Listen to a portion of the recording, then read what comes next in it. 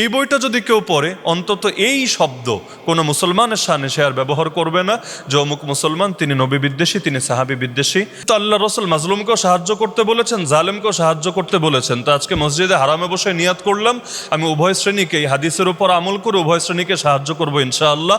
এবং আমরা সমালোচকদেরকে অনুরোধ করব যে আপনাদের সমালোচনা যাতে গঠনমূলক হয়, তথ্যভিত্তিক হয়, প্রমাণ ভিত্তিক হয়। গার্ডিয়ান পাবলিকেশনসকে আন্তরিক কৃতজ্ঞতা জানাচ্ছি। অতি অল্প সময়ের ভেতরেই মাত্রাতিরিক্ত অর্ডার থাকার পরেও তারা যথাসাধ্য চেষ্টা করে আলহামদুলিল্লাহ আমাদের ধারণার চাইতেও ভালো কোয়ালিটির সাথে বইটা ছেপেছে এবং যথাসময়ে বাজারজাত করেছে। আল্লাহ তাআলা তাদের এই দিন রাত উজাড় করে যে পরিশ্রম তারা করেছে, দুনিয়া এবং আখিরাতে সর্বোচ্চ বিনিময় দান করুন, আমিন। গত হজের সফরে একদিন মসজিদে হারামের ভেতর বসে মাথার মধ্যে কিছু চিন্তা আসলো। এর মধ্যে একটা চিন্তা ছিল যে আল্লাহ রসুল সাল্লাল্লাহু আলাইহি ওয়াসাল্লাম তো আমাদেরকে একটা আদেশ দিয়ে গিয়েছেন যে জালেমকেও সাহায্য করতে হবে, মাজলুমকেও সাহায্য করতে হবে। তিনি বলেন, উনসুর আখাকা জালিমান আও মাজলুমা, তুমি তোমার ভাইকে সাহায্য করো, সে জালেম হলেও সাহায্য করো, মাজলুম হলেও সাহায্য করো। সাহাবীরা অবাক হয়ে বললেন, ইয়া রাসূলুল্লাহ, হাযা নানসুরুহু মাজলুমা ফাকাইফা নানসুরুহু জালিমা। হে আল্লাহ রাসূল, আমার ভাই মাজলুম হলে আমি তাকে সাহায্য করব, এটা তো বুঝি, জালেম হলে তাকে কিভাবে সাহায্য করব? আল্লাহ রাসূল সাল্লাল্লাহু আলাইহি ওয়াসাল্লাম শিখিয়ে দিলেন, তামনাউহু মিনা যুলমি ফাযালিকা নাসরুহু, তুমি জালেমকে তার জুলুম থেকে বাধা দিবা, এটাই হবে তাকে সাহায্য করার অর্থ, যাতে করে সে পরকালীন শাস্তি থেকে বেঁচে যায় এবং আল্লাহর আযাব এবং গজব থেকে সে মুক্তি পেয়ে যায়। তখন আমার মাথায় আসলো, ইতিহাসে যারা সংস্কারমূলক কাজ করেছে যুগে যুগে তারা সকলেই মাজলুম হয়েছে। যেমন আমরা শাইখুল ইসলাম ইমাম ইবনে তাইমিয়া রাহিমাহুল্লাহর কথা যদি সামনে রাখি, তিনি এমন কিছু ফতোয়া দিয়েছিলেন যেটা তার জামানার অনেককে বিক্ষুব্ধ করেছে এবং সেই ফতোয়াগুলোর কারণে, যার কোনোটা অনেক প্রসিদ্ধ ইমামদের এমনকি মাযহাবদের ইমামদের সাথেও ব্যতিক্রম হয়েছিল, কখনো এমন হয়েছে তার কোনো ফতোয়া চারও মাযহাবের বাইরে চলে গিয়েছিল, ইত্যাদি বিভিন্ন ইলমি ফতোয়ার কারণে এক পর্যায়ে তাকে জেলে ছুড়ে দেওয়া হয়েছিল। একবার দুবার না, বারবার জেল খাটতে খাটতে অবশেষে তিনি কারাগারেই লাশ হয়েছিলেন। যদিও আলহামদুলিল্লাহ বর্তমান বিশ্বে ইমাম ইবনে তাইমিয়াকে চেনে না কে, আল্লাহ তাআলা তাকে অবারিত সম্মান দিয়েছেন। একইভাবে সৈয়দ কুতুব রহমতুল্লাহি আলাইহি কিতাব লেখার কারণে তার তাফসির ফি জিলালিল কোরআন এবং সেখান থেকে আলাদা করা মাআলিম, যেটাকে মাইলস্টোন নামে ইংলিশে অনুবাদ হয়েছে, এই বইটার কারণে তাকে দেখা গেল এই মাআলিম ফি তরিকের কারণে তাকে এক পর্যায়ে ফাঁসি দিয়েই নির্মমভাবে শহীদ করে দেওয়া হলো। তো আমাদের বাংলাদেশে বিশেষ করে বর্তমান সময়ে ইসলামের দলগুলোর মধ্যে রাজনৈতিকভাবে সবচাইতে এগিয়ে যেই দল, সেই দল হলো বাংলাদেশ জামায়াতে ইসলামী। শুধুমাত্র বাংলাদেশে না, আমি যদি বলি বর্তমান বিশ্বেই ইসলামী রাজনীতির ক্ষেত্রে যেই দলটা সবচাইতে বেশি সফল আলহামদুলিল্লাহ সেটা হলো বাংলাদেশ জামায়াতে ইসলামী। এমনকি যেই দেশে জামায়াতে ইসলামীর জন্ম তার চাইতেও আল্লাহ তাআলা রাজনৈতিকভাবে ভালো এগিয়ে নিয়েছেন এই বাংলাদেশ জামায়াতে ইসলামীকে। তো বাংলাদেশ জামায়াতে ইসলামীকে দমানোর জন্য বা তাকে আক্রমণ করার জন্য দুইটা টুল সাধারণভাবে ব্যবহার করা হয়ে থাকে। একটা হয় সেকুলারদের পক্ষ থেকে 71 ইস্যু, আরেকটা হয় ইসলামিস্টদের পক্ষ থেকে, সেটা হলো আকিদা ইস্যু। এবং এই ক্ষেত্রে একটা শব্দ ব্যবহার করা হয় মওদুদি আকিদা, যারা জামায়াত ইসলামী করে তারা হলো মওদুদি আকিদা। এবং আমিও জামায়াতে যোগদান করার পর থেকে সবচাইতে বেশি যেই প্রশ্নটা ফেস করছিলাম যে আপনার আকিদা তো নষ্ট হয়ে গিয়েছে, আপনি তো মওদুদিবাদী আকিদায় চলে গিয়েছেন। এমনকি মাঝে মাঝে দেখি অনেকে আমার নাম পর্যন্ত বিকৃত করে এখন বলে আলী হাসান মওদুদি, মানে ওসামা শব্দের জায়গায় মওদুদি শব্দটা অ্যাড করে। যদি আমার কাছে খারাপ লাগে না, আলহামদুলিল্লাহ, একজন মাজলুম ব্যক্তির দিকে যদি নামটা নিসবত করে এতে কি এমন সমস্যা আছে? আর তার চাইতে বড় কথা, এই ভাইয়েরা জানে না যে মওদুদি কারো নামই না, এই নামে এটা কোনো মানুষের নির্বাচিত নাম না, বরং সৈয়দ মওদুদ রহমতুল্লাহ আলী নামে একজন প্রখ্যাত বুজুর্গ ছিলেন, চিশতিয়া তরিকার প্রখ্যাত সুফি। তার বংশে যারা পরবর্তীতে এসেছিলেন তারা এই বংশীয় উত্তরসূরির নামটা, পূর্বসূরির নামটাকে স্মরণীয় রাখার জন্য বংশীয় উপাধি হিসাবে নিজেদের নামের শেষে মওদুদি শব্দ ব্যবহার করতেন। এজন্য শুধু আবুল আলা ওনার নামের শেষেই মওদুদি তা না, ওনার বাবার নামের শেষেও মওদুদি, ওনার দাদার নামের শেষেও মওদুদি, ওনার চাচার নামের সাথেও মওদুদি, মানে এক কথায় এটা ওনাদের বংশীয় উপাধি। তো বংশীয় উপাধিতে তো অন্য কাউকে ভাগ দেওয়া যায় না, কিন্তু মূর্খতা এই পর্যায়ে উপনীত হয়েছে এটা যে নাম নাকি এটা ওনাদের বংশীয় উপাধি এতটুকু জানার আগ্রহ পর্যন্ত তাদের ভেতরে কাজ করে না। তা আমি যখন বারবার এই প্রশ্ন ফেস করছিলাম যে মওদুদি আকীদা খারাপ, আপনি মওদুদি আকিদার দলে কেন যোগ দিলেন? এখন এক উত্তর কয়বার দেওয়া যায় আর কয়জনকে আলাদা করে বোঝানো যায়? এক পর্যায়ে আমার মাথায় আসলো, আমরাও আসলে যেভাবে বড় হয়েছি আর যা কিছু শুনে এসেছি, অধিকাংশ সময় সেগুলো ছিল এমন কিছু অভিযোগ যার সাথে বাস্তবতার মিল নাই। আমরা শুনতাম মাওলানা মওদুদি তিনি হলেন নবী বিদ্বেষী, তিনি সাহাবী বিদ্বেষী।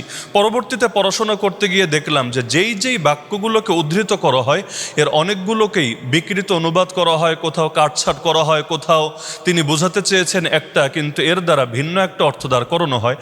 এক পর্যায়ে আমি ভাবলাম যে যেহেতু আল্লাহ রসুল মাজলুমকেও সাহায্য করতে বলেছেন, জালেমকেও সাহায্য করতে বলেছেন, তো আজকে মসজিদে হারামে বসে নিয়াত করলাম আমি উভয় শ্রেণীকে এই হাদিসের উপর আমল করে উভয় শ্রেণীকে সাহায্য করব ইনশাআল্লাহ। মাজলুমকে সাহায্য করব এভাবে তিনি আসলে কি বলেছেন বা কি লিখেছেন এটা তুলে ধরে জাতির সামনে, আর জালেমকে সাহায্য করব এভাবে লোকমুখে শোনা কথা আর কতকাল বলবে, নিজেই পড়ে দেখুক যে বাস্তবতা আসলে কি আছে। আমাদের দেশে একটা সমস্যা হলো যে যাকে পছন্দ করে না তার বই পড়তেও লোকে ভয় পায়। আমার মনে আছে এখন থেকে প্রায় বছর দুয়েক আগে যে কোনো একটা ইস্যুতে আমি পর্দার বই প্রসঙ্গে আমি অনলাইনে সাজেস্ট করেছিলাম যে মাওলানা মওদুদি পর্দা নিয়ে যে বইটা লিখেছেন এটা সকলের জন্য, দলমতের ঊর্ধ্বে সকলের জন্য অবশ্যই পাঠ্য এবং সকলে উপকৃত হতে পারবেন। তা আমাদের অঙ্গনের অনেক বড়রা আমার উপর খেপে গেলেন যে আপনি একজন বাতিল লেখককে প্রমোট দিলেন, এখন তার বই পড়ে যদি মানুষ মিসগাইড হয় এবং এক বই পড়ে প্রভাবিত হয়ে অন্য বই পড়েও যদি গোমরা হয়ে যায়, জাহান্নামী হয়ে যায়, আপনি আর দায় নেবেন? আমার কাছে খুব কষ্ট লাগলো। আমি একটা ভালো বই এবং এই বিষয়ে লেখা বাংলা ভাষায় শ্রেষ্ঠ একটা অনুদিত বই আমি এটা প্রমোট করতে পারবো না? তাহলে ওই কষ্টগুলো থেকে এক পর্যায়ে ভাবলাম যে বাস্তবতা তুলে ধরা দরকার। সেই চিন্তা থেকে আলহামদুলিল্লাহ আমার এই বইটার সংকলন।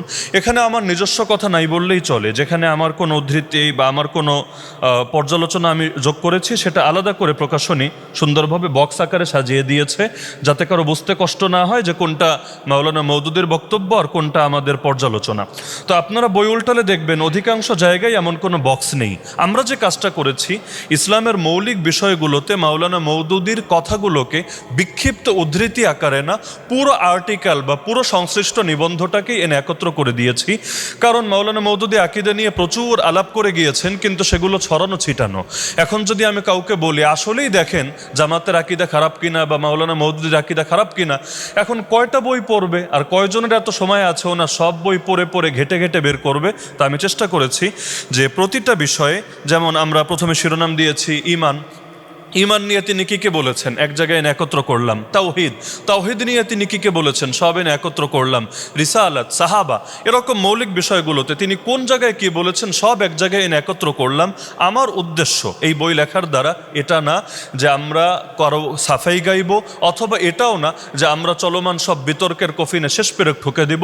আমার উদ্দেশ্য জাস্ট বাস্তবতা উন্মোচন করা, প্রত্যেকের সামনে বাস্তবতা আনা, এরপর ইনসাফের দৃষ্টিতে বিবেচনা করা সকলের দায়িত্ব। লিয়াহলিকা মান হালাকা আন বাইয়িনা ওয়া ইয়াহইয়া মান হাইয়া আন বাইয়িনা।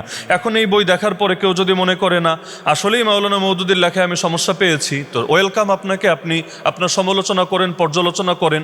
আর যদি মনে হয় যে না হায়রে এতকাল তো আমি অনেক ভুলের ভেতর ছিলাম এবং জুলুম করে ফেলেছি, তাহলে আপনি মরার আগে আপনি তওবা করেন, আপনি নিজের অবস্থান পরিষ্কার করেন। অন্তত একজন মানুষের বিরুদ্ধে জুলুম করে কিয়ামতের দিন নিজের পাল্লাটা, গুনাহের পাল্লা তো অন্তত ভারী হলো না। এটাই আমাদের উদ্দেশ্য। হ্যাঁ, মানুষ হিসাবে আমাদের দ্বারা ভুলভ্রান্তি হওয়া স্বাভাবিক। আমরা চেষ্টা করেছি প্রতিটা ক্ষেত্রে অনুবাদটাকেও একদম মূলানুগ রাখতে। এজন্য কখনো মনে হয়েছে যে বিষয়টা একটু জটিল হয়ে যাচ্ছে, আর আকীদা শাস্ত্র জিনিসটাও জটিল।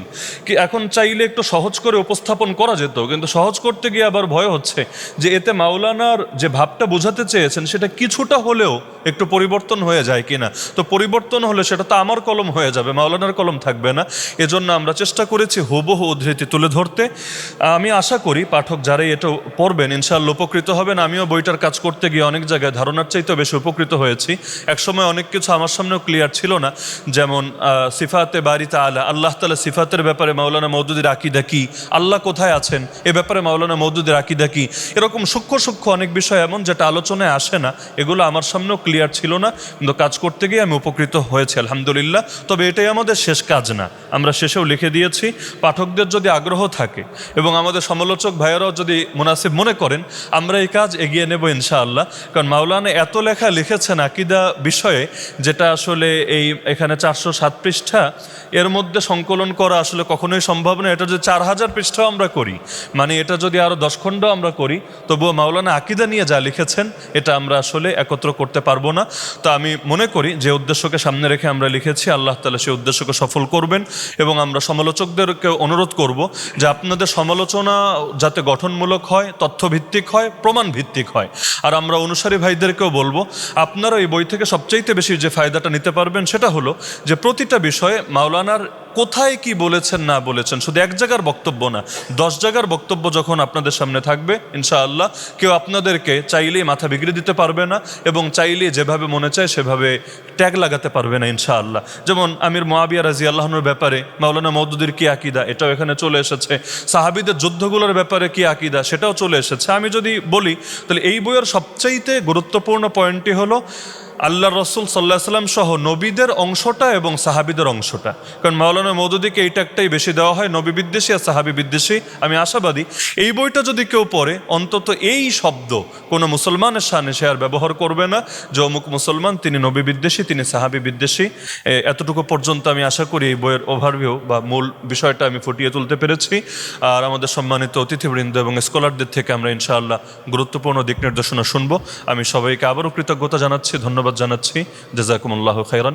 আসসালামু আলাইকুম ওয়া রাহমাতুল্লাহি ওয়া বারাকাতুহু।